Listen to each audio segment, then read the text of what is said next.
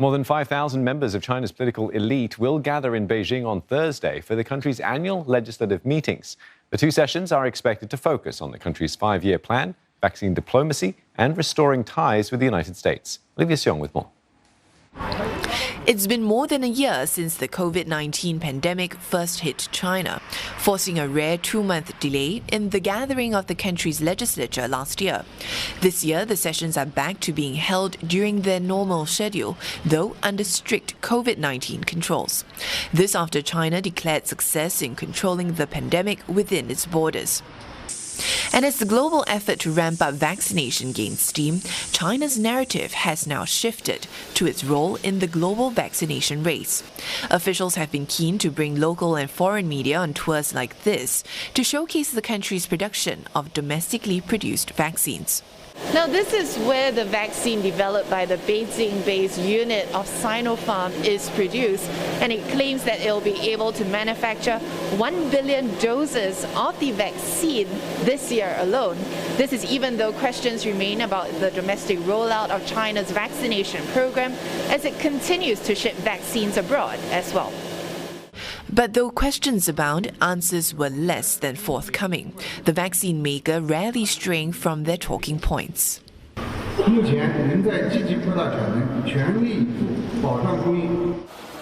China has criticized more affluent Western countries for hoarding vaccines, even as it continues to face allegations of a lack of transparency and mishandling of the pandemic in the early stages by some countries, including the US.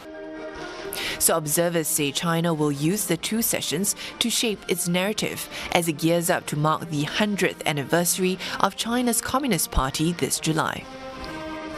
The meetings that are going to happen certainly primarily for domestic consumption.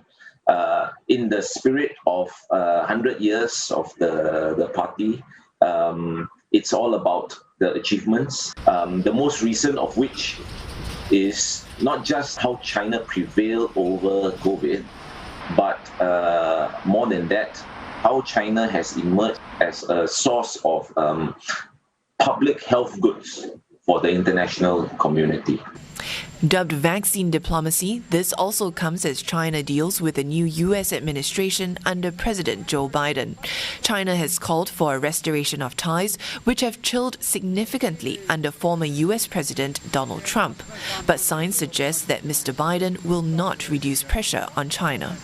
I think it will be very hard for both sides to restore the relation back to the pre-Trump era. This is because the two countries are now competing for global economic dominance, and also the rivalry has spilled over to technology and financial spray. For the U.S.-China relation, usually it will not be mentioned explicitly in the government working report. However, I believe the Chinese government will definitely draft some industrial policy and industrial plan just to be prepared.